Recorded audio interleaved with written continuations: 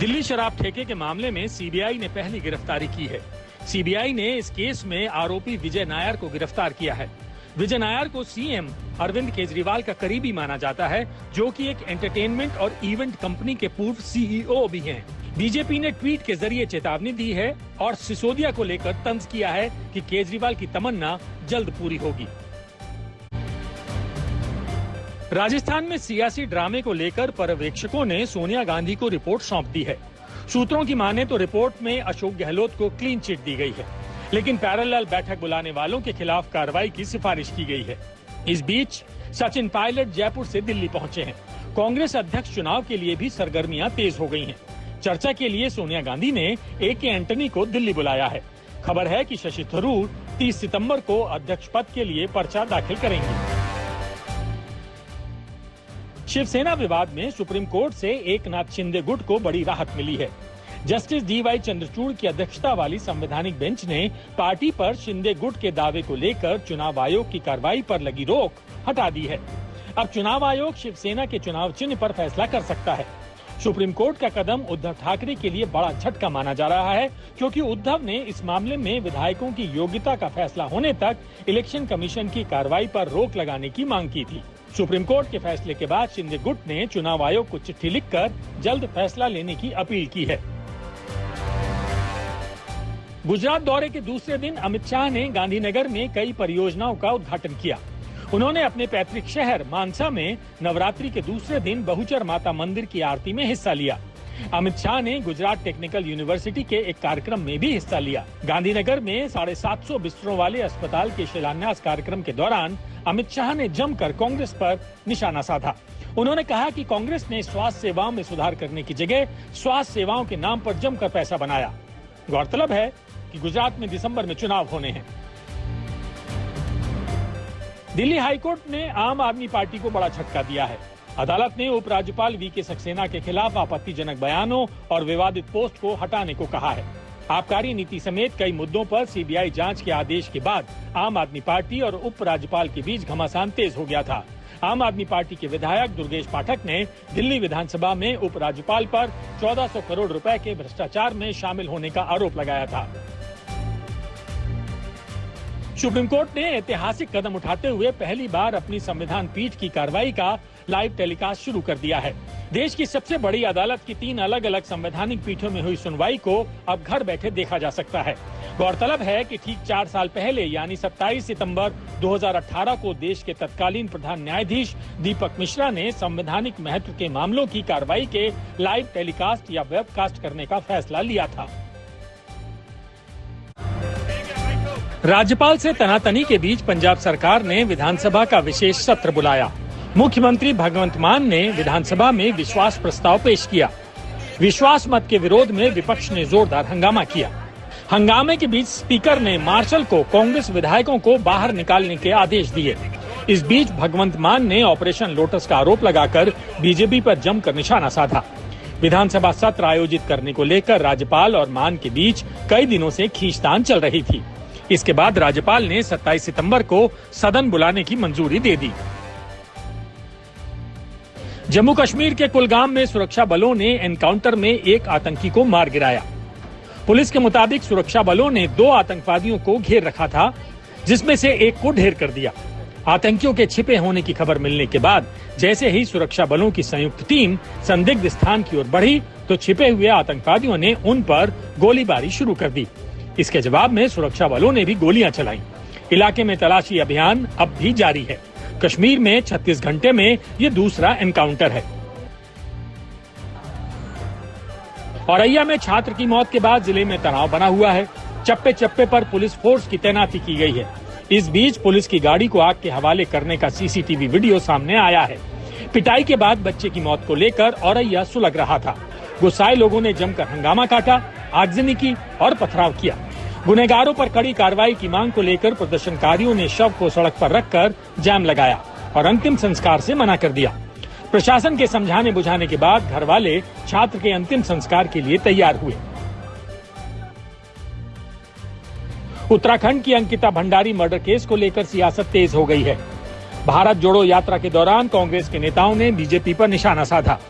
राहुल गांधी ने नेताओं और कार्यकर्ताओं से अंकिता के लिए 2 मिनट मौन रखने के भी निर्देश दिए। उत्तराखंड के कई इलाकों में भी अंकिता केस को लेकर विरोध प्रदर्शन हो रहे हैं। जोशीमठ में लोगों ने हाईवे पर जाम लगा दिया। इस बीच एसआईटी ने अंकिता मर्डर केस की जांच तेज कर दी है। रिसोर्ट में सबूत खंगाले जा रहे हैं। उधर वो पटवारी निलंबित कर दिया गया है जिसने रिपोर्ट लिखने में कोताही की। ईरान में हिजाब का विरोध जारी है। आंदोलन में अब तक 75 लोगों की मौत हो चुकी है। आंदोलन के बीच ईरान से एक दिल कचोटने वाली तस्वीर सामने आई। एक लड़की ने अपने भाई की लाश पर अपने बाल काटकर डाल दिए। लड़की के भाई की मौत आंदोलन के दौरान पुलिस की गोलियों से हो गई थी। लड़की ने अपने बाल काटकर हिजाब नीति का विरोध किया।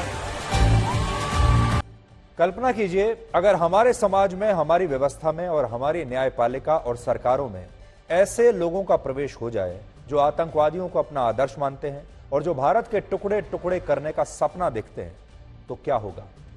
तो इस देश में वो होगा जिसकी शायद आपने कभी कल्पना भी नहीं की होगी।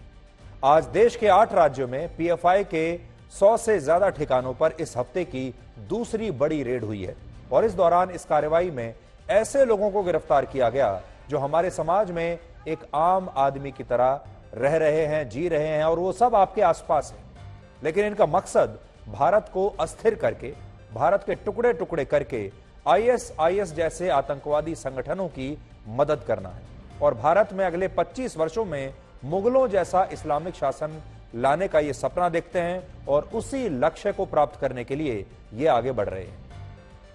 22 सितंबर की रेड के बाद जांच एजेंसियों को इस मामले में बहुत सारी नई जानकारियां हासिल हुई क्योंकि जिन लोगों को गिरफ्तार किया गया था उनसे पूछताछ की गई और उन जानकारियों के आधार पर आज दूसरे चरण की कार्रवाई हुई और इस दौरान पीएफआई के कुल 247 या कह लीजिए लगभग 250 लोगों को या तो गिरफ्तार किया गया आज या फिर उन्हें हिरासत में लिया गया है। आप आज इस नक्शे में यह देख पाएंगे कि पीएफआई के फुटप्रिंट्स लगभग पूरे भारत में अब फैल चुके हैं। उनका जो नेटवर्क है पूरे भारत में है। आज की रेड में सबसे ज्यादा गिरफ्तारियां कर्नाटक से हुई, जबकि कर्नाटक से 72, उत्तर प्रदेश से 44, यहां तक कि राजधानी दिल्ली से भी 32 लोगों को पकड़ा गया है और मध्य प्रदेश, महाराष्ट्र, गुजरात और असम से भी बड़ी संख्या में पीएफआई के कार्यकर्ताओं की गिरफ्तारियां हुई। इससे पहले आपको याद होगा 22 सितंबर को भी देश भर में पीएफआई के ठिकानों पर ऐसी ही छापेमारी हुई थी। तब 15 राज्यों से कुल मिलाकर 106 लोगों को गिरफ्तार किया गया था। संक्षेप में कहें तो हमारे देश का लगभग 90% हिस्सा यानी ज्यादातर राज्य अब ऐसे हैं जहां ये इस्लामिक संगठन अपनी जड़ें मजबूत कर चुका है, जहां इसका जाल फैल चुका है। और खतरनाक बात यह है कि इस संगठन के लोग अब स्लीपर सेल की तरह काम कर रहे हैं, जो है तो आपके आसपास ही लेकिन आपको पता नहीं है। इस रेड में पीएफआई के जिन नेताओं और कार्यकर्ताओं को गिरफ्तार किया गया वो सभी लोग ऐसे हैं जो हमारे समाज में, आपके और हमारे बीच एक आम नागरिक की तरह रहते हैं। इन लोगों में वकील हैं, पार्षद हैं, अध्यापक हैं, टीचर्स हैं और मस्जिदों के इमाम और मुस्लिम धर्मगुरु भी शामिल हैं। और इन तमाम लोगों पर यह आरोप है कि ये आतंकवादी गतिविधियों में शामिल थे और पीएफआई के लिए ओवरग्राउंड वर्कर की तरह काम कर रहे थे। ओवरग्राउंड वर्कर का मतलब उन लोगों से होता है जो आम लोगों की तरह समाज में आपके और हमारे बीच रहते हैं, लेकिन इनका काम संगठन के निर्देशों पर आतंकवादियों को मदद पहुंचाना या उन्हें जानकारियां उपलब्ध कराना होता है।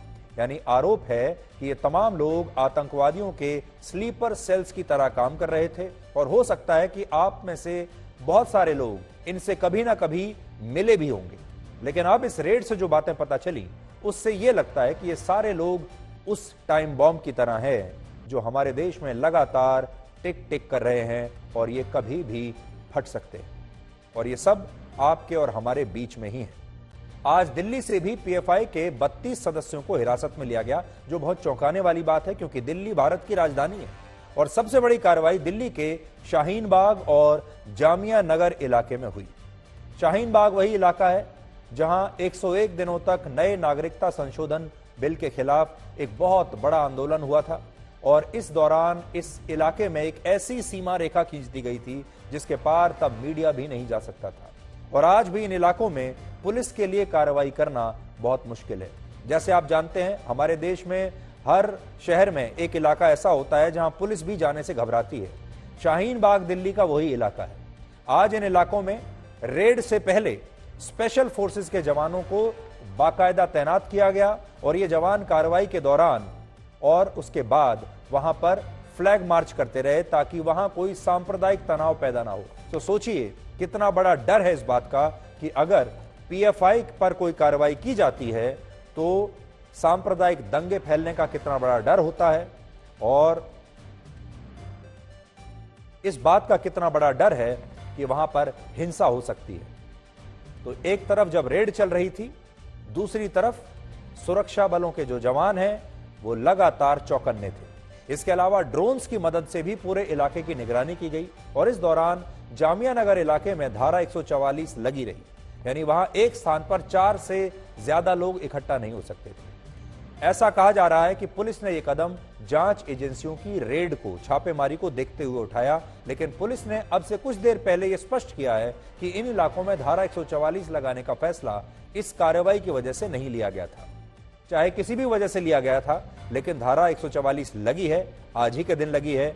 बड़ी बात यह है कि इन इलाकों में आज कड़ी सुरक्षा रही और पुलिस के लिए यहां रेड करना सबसे मुश्किल साबित हुआ।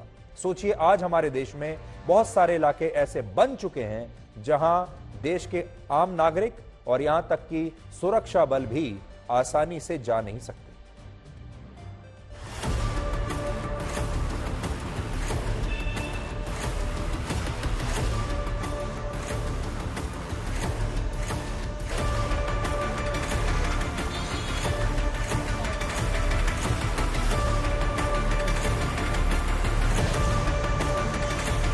ये तस्वीरें राष्ट्रीय राजधानी दिल्ली से आ रही है।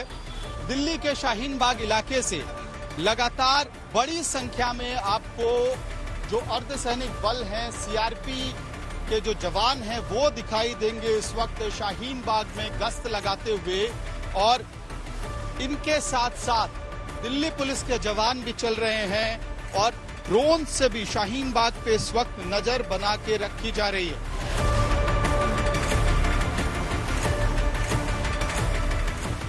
ऑर्डर सिचुएशन को मेंटेन करने के लिए विजिल मार्च निकाला जा रहा है। सुबह शाहीन बाग पुलिस स्टेशन से कालिंदी पार्क तक पैरामिलिट्री फोर्स के जवानों ने विजिल मार्च निकाला, पेट्रोलिंग निकाला।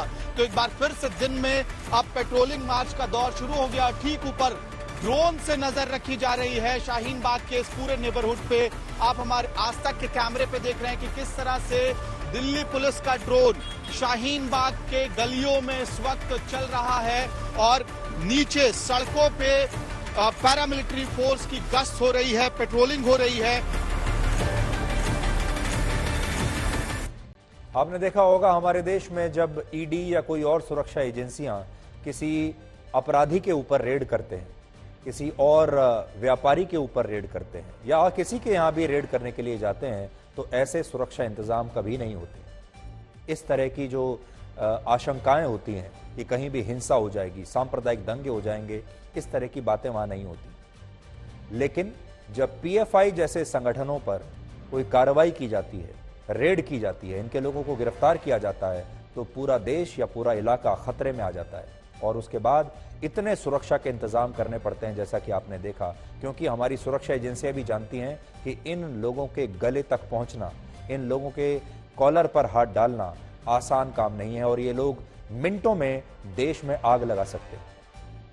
आज कुछ जगहों से ऐसी खबरें भी आई कि पीएफआई के कुछ नेता और कार्यकर्ता गिरफ्तारी से बचने के लिए अपने अपने घरों से और ठिकानों से फरार हो गए, क्योंकि इन लोगों को ऐसा लग रहा था कि वो फरार होकर जांच एजेंसियों को चकमा दे सकते हैं। लेकिन आज जांच एजेंसियों ने बिल्कुल नई जो तरकीब है वो अपनाई है और ये जो आज उन्होंने किया है हमारी सुरक्षा एजेंसियों ने, ये अभूतपूर्व है।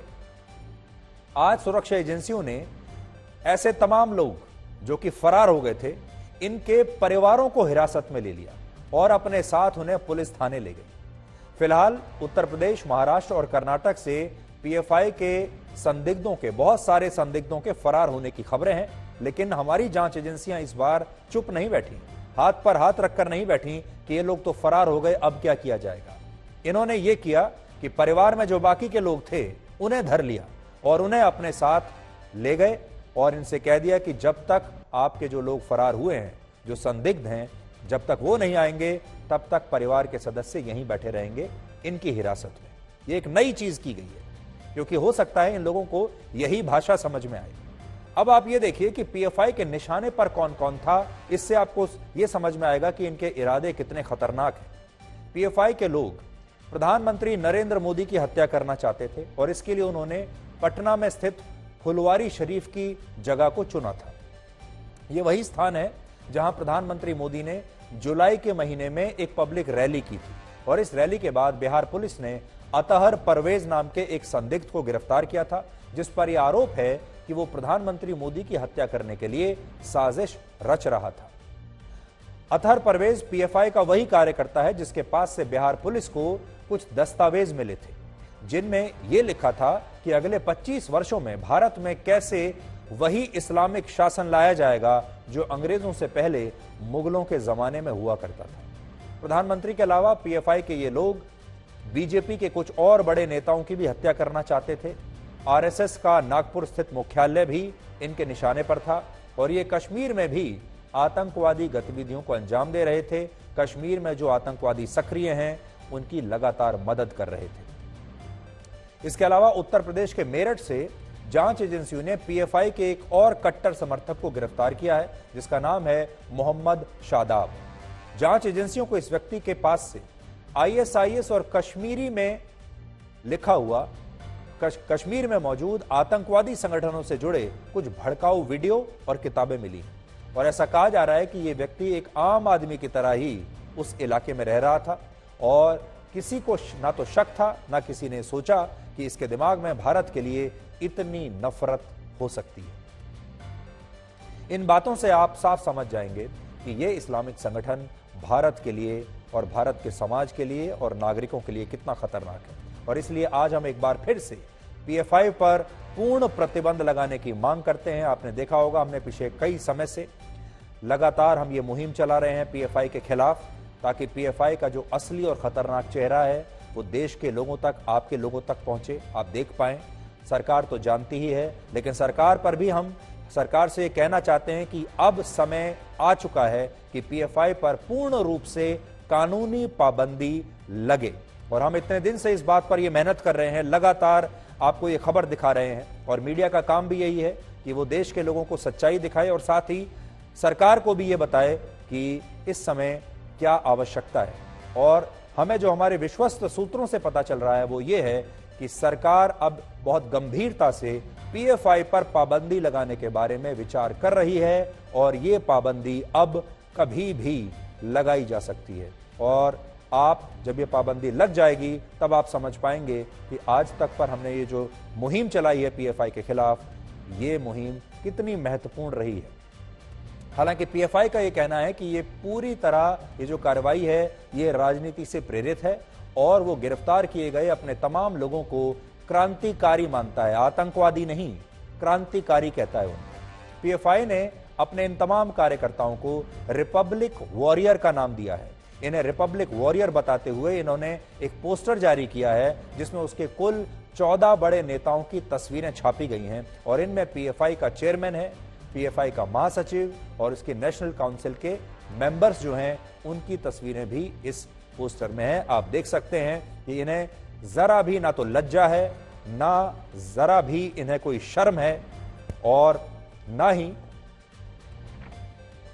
इन्हें ऐसा लगता है कि ये देश को तोड़कर देश विरोधी काम कर रहे हैं। इन्हें इन सारे लोगों पर फक्र है और आज के जमाने में भी पीएफआई इस तरह के पोस्टर्स रिलीज कर रहा है जिसमें इन सारे आतंकवादियों को उन्होंने रिपब्लिक वॉरियर कहकर बुलाया है। अब हमारे देश की समस्या ये है कि ये सब हैं तो आतंकवादी, लेकिन हमारे अपने ही देश के बहुत सारे ऐसे लिबरल्स हैं, हमारे ही अपने ही देश के, हमारी व्यवस्था में बहुत सारे लोग हैं जो इनके लिए अदालतों को आधी रात पर खुलवा लेंगे, जो इनके केस लड़ेंगे, जो इनके मामलों को लेकर मानवाधिकार का मुद्दा उठाएंगे, अभिव्यक्ति की आजादी का मुद्दा उठाएंगे, अंतर्राष्ट्रीय स्तर पर भारत के खिलाफ मुहिम चलाएंगे, यूनाइटेड नेशंस तक जाएंगे और भारत की बदनामी करेंगे। और उसके बाद भारत के जो दुश्मन देश हैं वो भारत पर दबाव डालेंगे। अमेरिका जैसे जो देश हैं वो अपनी ह्यूमन राइट्स की रिपोर्ट्स में कहेंगे कि देखिए कैसे रिपब्लिक वॉरियर्स को आतंकवादी बताकर वहां पर गिरफ्तार किया जा रहा है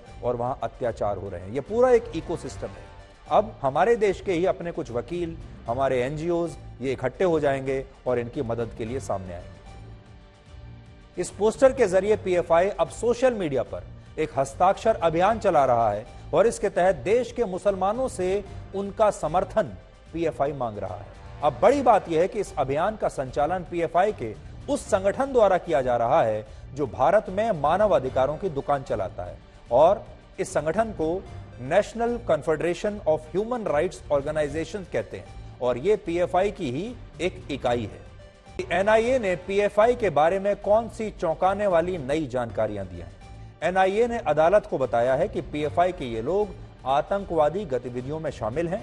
ये लोग भारत में धार्मिक नफरत फैला रहे थे, शांति व्यवस्था बिगाड़ना चाहते थे, लोगों को डराना चाहते थे कि उन्होंने इस्लाम धर्म के खिलाफ अगर कुछ बोला तो उनका सिर तन से जुदा कर दिया जाएगा। ये जो सिर तन से जुदा करने की जो बात है यही तो पीएफआई का नारा है और ये देश के लोगों में भारत की न्यायपालिका के प्रति भी अविश्वास पैदा करना चाहते हैं।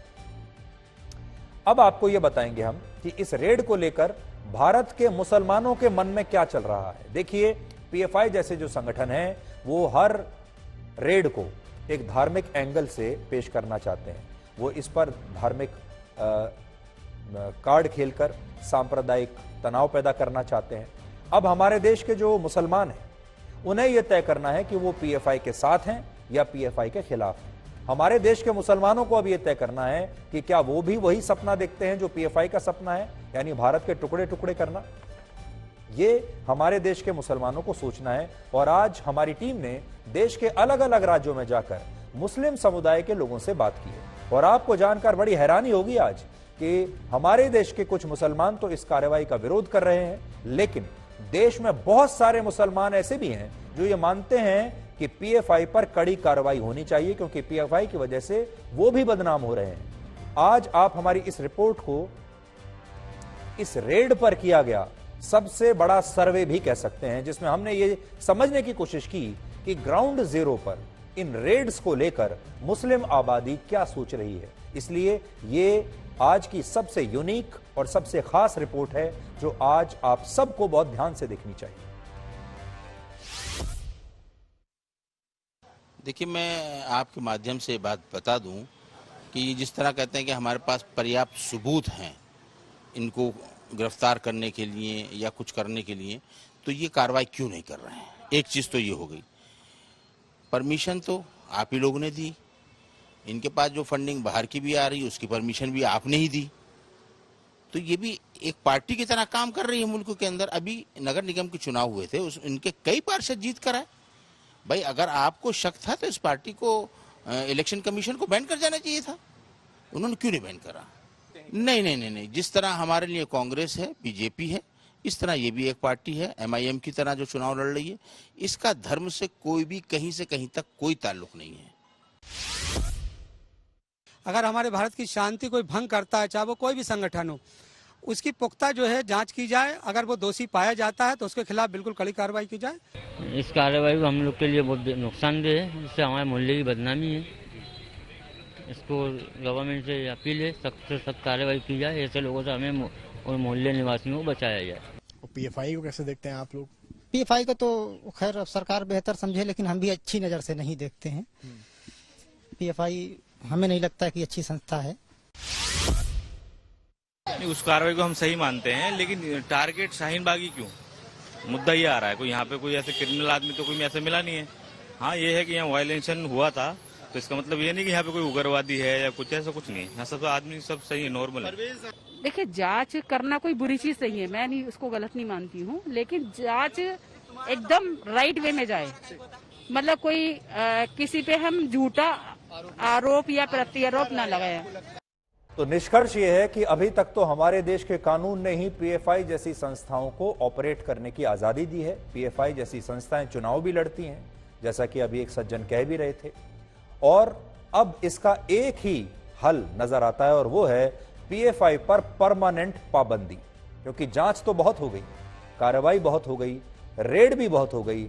अब समय है पाबंदी लगाने का, यानी अब समय है फाइनल एक्शन लेने का, सबसे बड़ी कार्रवाई का। और वो कार्रवाई हो सकती है कि पीएफआई पर जल्दी से जल्दी बैन लगाया जाए, प्रतिबंध लगाया जाए, पाबंदी लगाई जाए, तब जाकर ये सारी चीजें, ये सारी गतिविधियां रुकेंगी। वरना पीएफआई एक बड़ी पॉलिटिकल पार्टी बन जाएगी एक दिन, इसका एक वोट बैंक बन जाएगा, इसके लोग चुनाव जीतकर भारत की विधानसभाओं में बैठना शुरू कर देंगे, संसद में बैठना शुरू कर देंगे। पार्षद तो ये पहले ही बनने लगे हैं, और वो स्थिति ऐसी होगी जब इस पूरे गतिविधियों को रोकना लगभग असंभव हो जाएगा। इसलिए इसका एक ही सॉल्यूशन है कि एक ही कार्रवाई इस पर हो सकती है, और वो ये कि पीएफआई पर जल्द से जल्द पाबंदी लगे। और जो हमें पता चल रहा है वो ये है कि शायद ये काम बहुत जल्द हो जाएगा, ये खुशखबरी आपको बहुत जल्द मिलेगी।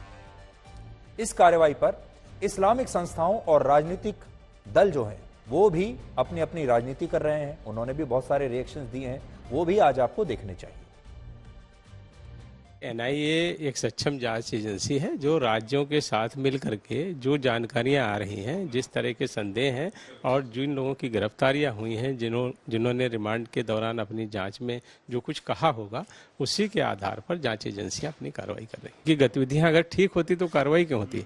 गतिविधियां गलत हैं, इसीलिए कार्रवाई प्रारंभ है और जाँच एजेंसी अपना काम कर रही है। प्रदेश के 26 जनपदों में एक साथ संस्था के पदाधिकारियों एवं उसके सदस्यों के ठिकानों पर रेड की गई, जिसमें कुल 57 व्यक्ति हिरासत में लिए गए हैं। इस रेड के उपरांत मौके पे बरामद विभिन्न प्रकार के अभिलेखों एवं साक्ष्यों का संयुक्त रूप से विश्लेषण किया जा रहा है। उपलब्ध अभिलेखों एवं साक्ष्यों के आधार पर अग्रिम विधिक कार्रवाई अमल में लाई जाएगी। സംഘടനകളെ നിരോധിക്കണം എന്ന് പറയുമ്പോൾ ആദ്യം നിരോധിക്കേണ്ടത് ബിജെപിനല്ലേ, അതങ്ങനെ ആർഎസ്എസിനല്ലേ? നിരോധിക്കുമോ?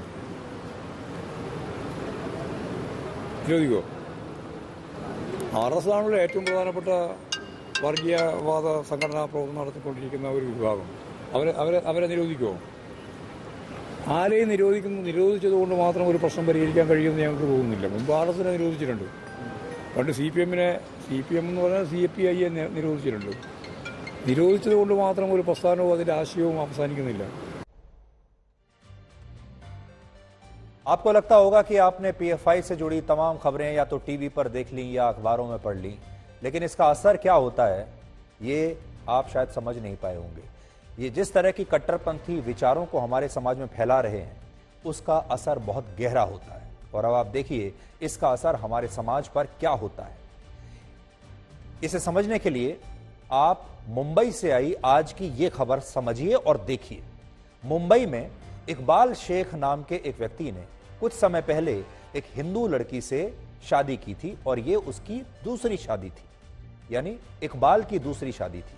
और ये लड़की उस समय नाबालिग थी जब ये शादी की गई। इस लड़की से शादी करने के बाद इकबाल नाम का ये व्यक्ति उस लड़की पर इस्लामिक तौर तरीकों से रहने के लिए दबाव डालने लगा। इस्लामिक तौर तरीकों के तहत बुर्का और हिजाब पहनने के लिए लगातार दबाव बनाने लगा। और जब इस हिंदू लड़की ने ऐसा करने से इनकार कर दिया, बुर्के का विरोध किया, हिजाब का विरोध किया, तो उसके बाद दोनों के जो है शादी लगभग टूटने की कगार पर आ गई। शादी टूट गई और दोनों अलग अलग रहने लगे, सिर्फ इसी बात पर कि लड़की ने बुर्का पहनने से इनकार कर दिया था। इकबाल शेख नाम के इस व्यक्ति ने उसके बाद इस लड़की की गला काटकर हत्या कर दी, यानी अपनी ही पत्नी का सिर तन से जुदा कर दिया। और यह खबर मुंबई से आज हमारे पास आई है। महिला को मुस्लिम जो रीति रिवाज है उस तरह से बर्ताव करने के लिए बोलते थे। कपड़े मुस्लिम रीति रिवाज के जो बुर्का है वो पहनने के लिए बोलते थे, लेकिन ये महिला वैसा नहीं करती थी। 26 तारीख को दोनों में बातचीत हुई फोन पे, तभी महिला ने डिवोर्स मांगा उससे। तो वो जो आरोपी है उसने डिवोर्स देने से मना किया, और उनका 2 साल का जो बच्चा है उसका ताबा मांगा। तब इन्होंने इनकार किया महिला ने, उसी वजह से गुस्से में आके उसने मर्डर किया है, ऐसा कंप्लेनेंट ने कंप्लेंट दिया है। तो अब आपको समझ में आया होगा कि जब इस तरह के कट्टरपंथी विचार पैदा होते हैं उनका प्रचार प्रसार किया जाता है तो हमारे समाज पर उसका कैसा असर दिखाई देता है।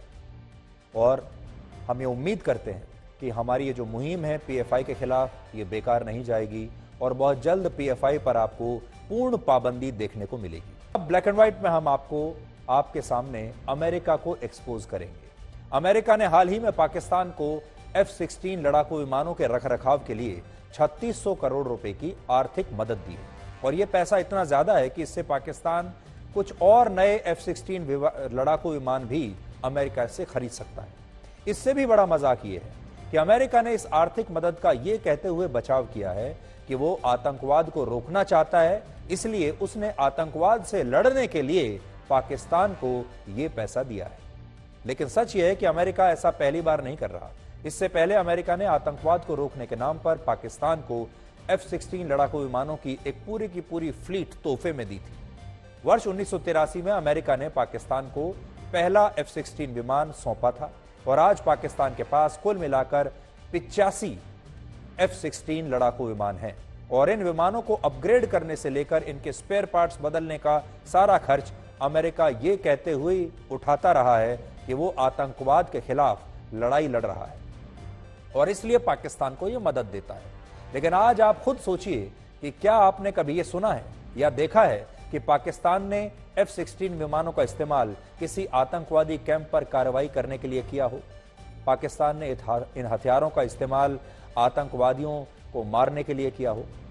कड़वा सच यह है कि पाकिस्तान ने इनका इस्तेमाल आतंकवाद के खिलाफ कभी नहीं किया, बल्कि सिर्फ भारत के खिलाफ किया है। और आपको याद होगा वर्ष 2019 में बालाकोट एयर स्ट्राइक के बाद स्क्वाड्रन लीडर अभिनंदन वर्धमान ने पाकिस्तान के इसी F-16 लड़ाकू विमान को मार गिराया था और तब पाकिस्तान ने इन्हीं विमानों के जरिए भारत पर हमला किया था, भारत की एयर स्पेस में प्रवेश करने की कोशिश की थी, जिसे हमने नाकाम कर दिया था। तो असल में बात तो यह है कि F-16 विमान पाकिस्तान हमारे खिलाफ इस्तेमाल करता है, लेकिन अब अमेरिका भारत से यह चाहता है कि हमारा देश इस बात पर आसानी से यकीन कर ले कि वो पाकिस्तान ये सारा पैसा पाकिस्तान को आतंकवाद रोकने के लिए दे रहा है। इस पर अमेरिका में ही मौजूद भारत के विदेश मंत्री एस जयशंकर ने एक बड़ा दिलचस्प बयान दिया है और उन्होंने कहा है कि ये एक बहुत बड़ा मजाक है और अमेरिका ऐसा लगता है जैसे सबको बेवकूफ बना रहा है। अब अमेरिका का यह मजाक देखिए आप। अमेरिका भारत को भी हथियार बेचता है और आतंकवाद से लड़ने के नाम पर पाकिस्तान को भी मदद करता है और फिर अफगानिस्तान को भी आर्थिक मदद भेजता है। यानी अमेरिका की दोस्ती किसी देश से नहीं बल्कि सिर्फ अपने हितों से होती है और अमेरिका उन्हीं देशों में निवेश करता है जहां उसे अपना कोई फायदा नजर आता है। उदाहरण के लिए अमेरिका ने अभी पाकिस्तान को इसलिए मदद भेजी क्योंकि पाकिस्तान में अभी चीन और रशिया का काफी प्रभाव है। पाकिस्तान को पैसे की जरूरत है। पाकिस्तान चाहे तो चीन से भी पैसा मांग सकता है, रशिया से भी मांग सकता है और कहीं वहां से मदद ना मिल जाए, इसलिए अमेरिका ये कर रहा है। दूसरा कारण अमेरिका का ये हो सकता है कि अभी भारत ने अमेरिका के कहने के बावजूद रशिया से तेल खरीदने का फैसला किया है यूक्रेन युद्ध के बाद। भारत को जवाब देने के लिए, हो सकता है भारत पर दबाव डालने के लिए भी अमेरिका ने पाकिस्तान को यह मदद दे दी हो। यानी जब भी अमेरिका भारत पर दबाव डालना चाहता है तो वो हमारे दुश्मनों की मदद करना शुरू कर देता है। जैसे पाकिस्तान पर दबाव डालना होता है तो भारत की मदद शुरू कर देता है। चीन पर दबाव डालना होता है तो भारत को मदद दे देता है और अमेरिका हर समय ऐसे ही अपने हित साधता है और इस बारे में वो कभी नहीं सोचता कि पाकिस्तान को मदद देते समय वो कभी पाकिस्तान से एक बार तो ये पूछे कि पाकिस्तान ने आतंकवाद के खिलाफ कब इन हथियारों का और इन पैसे का कभी भी प्रयोग किया है।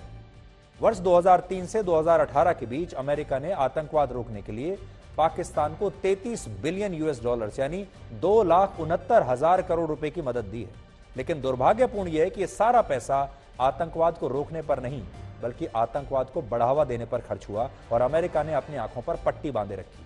अमेरिका ने ओसामा बिन लादेन को पाकिस्तान में ही पकड़ा था और वहीं पर मारा था। अमेरिका आज ये बात भूल गया। दुनिया के ज्यादातर बड़े आतंकवादी संगठन पाकिस्तान से ही ऑपरेट करते हैं। पाकिस्तान को ISIS का दूसरा घर माना जाता है। एक और रिपोर्ट के मुताबिक पाकिस्तान में इस वक्त 250 से ज्यादा ऐसे आतंकवादियों ने शरण ली हुई है जिन्हें अलग अलग देशों ने मोस्ट वांटेड घोषित किया हुआ है। फिर भी अमेरिका कहता है कि हम पाकिस्तान के साथ मिलकर आतंकवाद से लड़ाई लड़ेंगे। और ऐसा नहीं है कि पाकिस्तान अमेरिका इस बारे में कुछ जानता नहीं। अमेरिका की जांच एजेंसियों को इसकी पूरी खबर है। 2018 में पूर्व राष्ट्रपति डोनाल्ड ट्रंप ने यह कहते हुए पाकिस्तान को आर्थिक मदद देने से इनकार कर दिया था कि वो सारा पैसा आतंकवादियों पर ही खर्च कर रहा है, इसलिए अब उसे और कोई पैसा नहीं देंगे। लेकिन जैसे ही जो बाइडेन अमेरिका के राष्ट्रपति बने, उन्होंने इस मदद पर लगाई गई रोक को हटा लिया।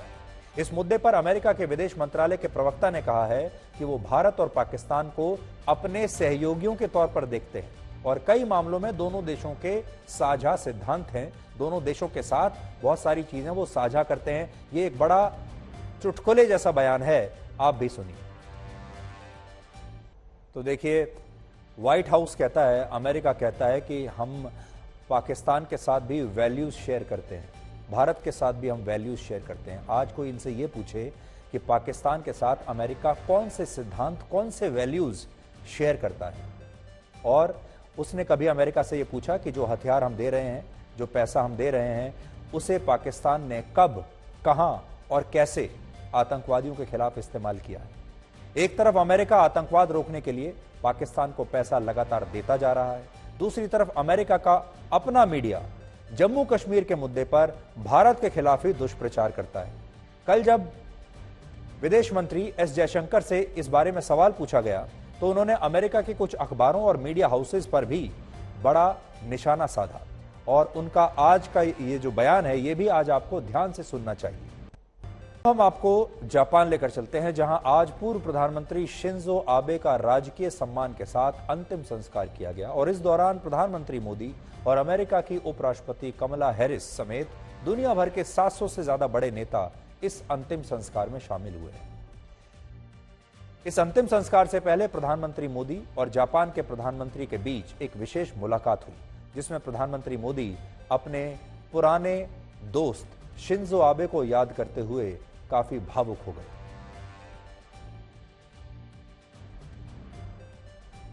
एक्सेलेंसी, ये दुख की घड़ी में आज हम मिल रहे हैं, और जापान आने के बाद मैं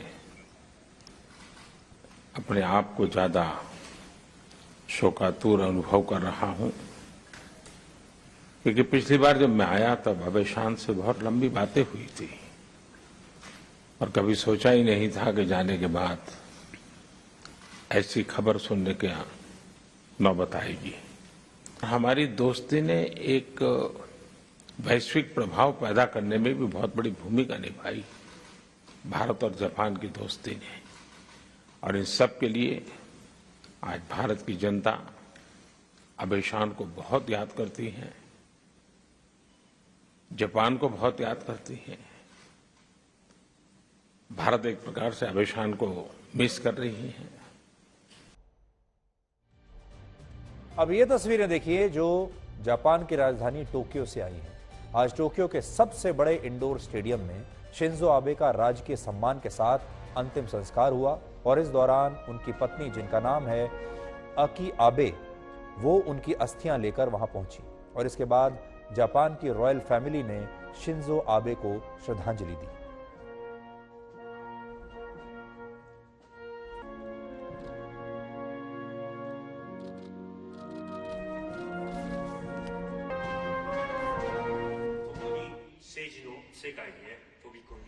इसके अलावा शिंजो आबे को 19 तोपों की सलामी दी गई, और कार्यक्रम के दौरान उनकी याद में 2 मिनट का मौन रखा गया।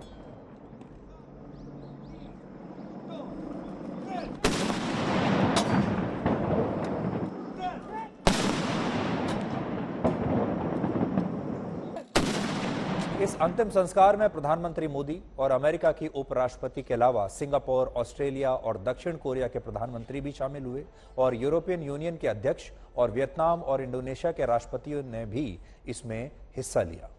शिंजो आबे की हत्या 8 जुलाई को हुई थी, इसलिए यहां एक बड़ा सवाल आपके मन में यह भी होगा कि उनका अंतिम संस्कार 2.5 महीने के बाद आज क्यों किया गया। इस सवाल का जवाब यह है कि शिंजो आबे का अंतिम संस्कार उनकी मृत्यु के कुछ दिन बाद 15 जुलाई को ही कर दिया गया था, जिसमें उनका परिवार और कुछ खास लोग ही शामिल हुए थे। इसे जापान में प्राइवेट फ्यूनरल कहते हैं। लेकिन जो अंतिम संस्कार आज हुआ वो प्रतीकात्मक था, जिसमें उन्हें सरकार द्वारा राजकीय सम्मान दिया गया। यानी ये अंतिम संस्कार नहीं बल्कि उनके लिए एक श्रद्धांजलि सभा थी। जापान के लोग शुरुआत से ही शिंजो आबे के स्टेट फ्यूनरल का विरोध कर रहे हैं, क्योंकि ये कार्यक्रम जापान के टैक्स पेयर्स के पैसे से आयोजित किया गया है। जापान की सरकार ने इस पर लगभग 94 करोड़ रुपए खर्च किए हैं और ये रकम ब्रिटेन की महारानी क्वीन एलिजाबेथ II के अंतिम संस्कार पर खर्च हुए पैसे से भी ज्यादा है। क्वीन एलिजाबेथ के फ्यूनरल पर 59 करोड़ रुपए खर्च हुए थे। इसलिए जापान के लोग इस अंतिम संस्कार पर हुए खर्चे को फिजूल खर्ची बता रहे हैं। शिंजो आबे से पहले वर्ष 1967 में जापान के पूर्व प्रधानमंत्री शिंगेरू योशिदा का भी राजकीय अंतिम संस्कार इसी तरह से किया गया था और इसका खर्च भी तब सरकार ने उठाया था। बड़ी बात यह है कि उस वक्त भी जापान के बहुत सारे लोगों ने इसका विरोध किया और इसके बाद से जापान में यह परंपरा बन गई कि वहां के शाही परिवार और प्रधानमंत्रियों के अंतिम संस्कार का खर्च अब उनके परिवार ही उठाते हैं और इसका बोझ वहां के आम लोगों यानी टैक्स पेयर्स पर नहीं डाला जाता। लेकिन इस बार इस परंपरा को तोड़ा गया और इसीलिए वहां विरोध प्रदर्शन हो रहे हैं। सबसे हैरानी की बात यह है कि जिस देश में आतंकवाद और अपराध पूरी दुनिया में सबसे कम है, उसी देश में शिंजो आबे जैसे बड़े नेता की सड़क पर खुलेआम गोली मारकर हत्या कर दी गई और 93 करोड़ के इस समारोह में भी सबसे ज्यादा खर्चा सुरक्षा पर ही किया गया। जापान पहला देश नहीं है जहां नेताओं के अंतिम संस्कार पर आम लोगों का पैसा खर्च होता है। वर्ष 2004 में अमेरिका के 40वें राष्ट्रपति रोनाल्ड रेगन की अंतिम संस्कार पर सरकार ने आज के हिसाब से लगभग 3300 करोड़ रुपए खर्च किए थे। इसके अलावा उत्तर कोरिया के supreme leader Kim Jong Un के पिता के अंतिम संस्कार पर भी 325 करोड़ रुपए खर्च हुए। अमेरिका के 35वें राष्ट्रपति जॉन एफ कैनेडी के अंतिम संस्कार पर 122 करोड़ रुपए और ब्रिटेन के महाराजा किंग चार्ल्स III की पहली पत्नी प्रिंसेस डायना के अंतिम संस्कार पर भी आज के हिसाब से लगभग 45 करोड़ रुपए खर्च हुए थे। दुनिया भर में नेताओं का राजकीय अंतिम संस्कार इसलिए किया जाता है क्योंकि उनका अंतर्राष्ट्रीय राजनीति में एक बहुत बड़ा असर होता है और बहुत महत्व होता है। जैसे शिंजो आबे ने चीन के खिलाफ क्वाड संगठन को मजबूत करने का काम किया।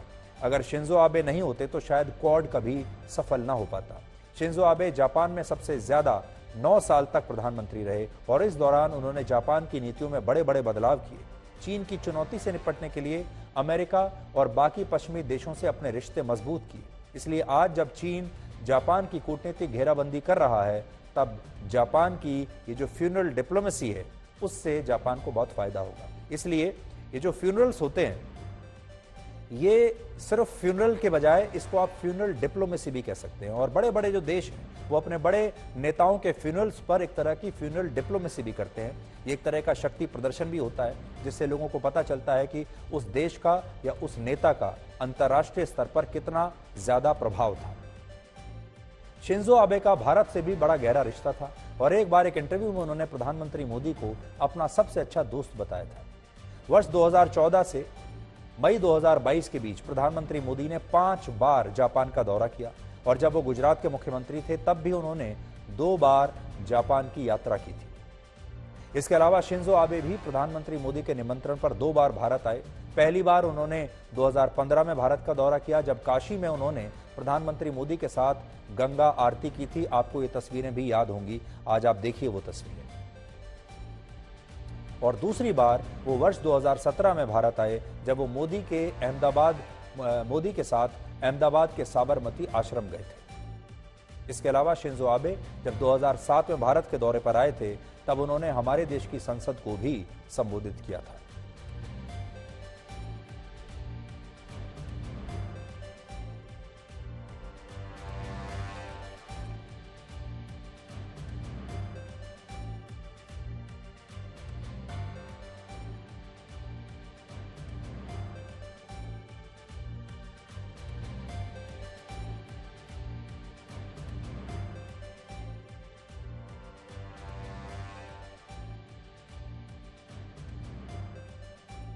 आज का इतिहास। वर्ष 1972 में आज ही के दिन गणितज्ञ SR रंगनाथन का निधन हुआ था। भारत में रंगनाथन को लाइब्रेरी साइंस और डॉक्यूमेंटेशन का जनक माना जाता है।